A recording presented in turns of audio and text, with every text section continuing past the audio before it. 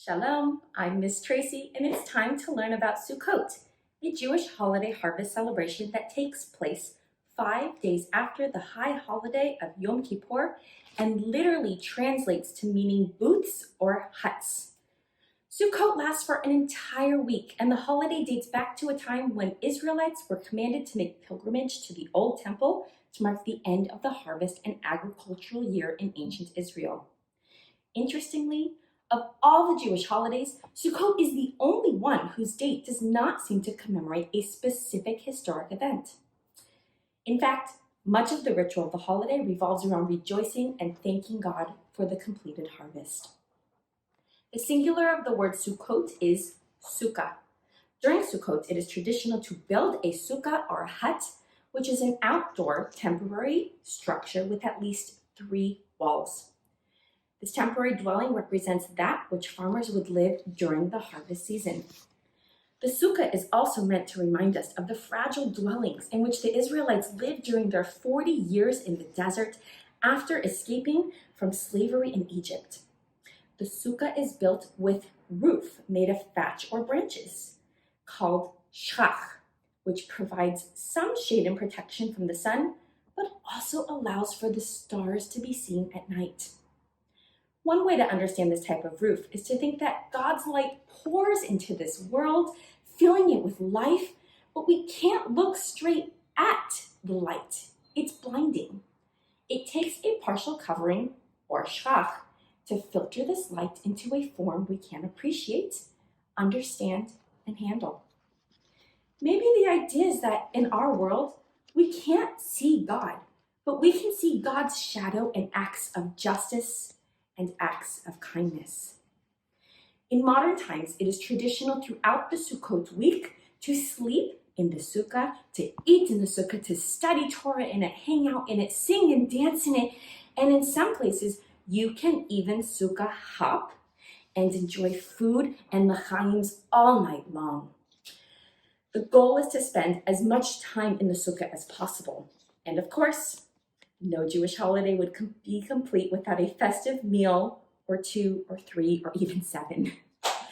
Ultimately, the enforced simplicity of eating and perhaps also living in a temporary shelter focuses our minds on the important things in life and separates us from the material possessions of the modern world that dominate so many of our lives. Traditionally, it is fun to decorate the inside of a sukkah with bright colors and flowers and hanging fruit, or even adorn the space with various forms of artwork, such as drawings, colorful paper chain links, or even popcorn strands.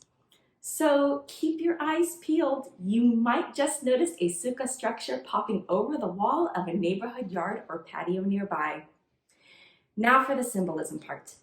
On each day of the holiday, it is customary to honor 4 plant species with a shaking ceremony. These 4 species include the willow, the myrtle, the palm frond, which is called a lulav, and an etrog, which is a type of citrus fruit that looks a little bit like a lemon, and it smells sweet, but it tastes not so great. The willow and the myrtle are bound together with the lulav, and along with the etrog are pointed and gently shaken 3 times in 6 different decorations to draw energy to the heart and recognize that God is in all directions. It is said by some that these 4 species represent 4 different types of personalities, and some say they represent 4 different types of practicing Jews.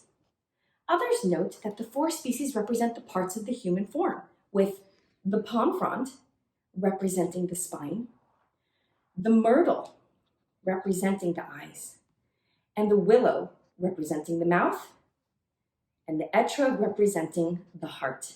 And by bringing these items together, an individual can show their whole body's desire to dedicate themselves to respect and honor God. So it's time for us now to shake our lulav and etrog, but before we do so, we say the blessing. Baruch atah Adonai, Eloheinu melech haolam, asher kitshanu b'mitzvotav al netilat lulav. Then we shake Forward 3 times, right 3 times, back 3 times, left 3 times, up 3 times, and down 3 times. And with that, I'd like to wish you all a Chag Sukkot Sameach. Happy Sukkot, Toda Rabba, and Lahitraot. Thanks, and we'll see you again soon.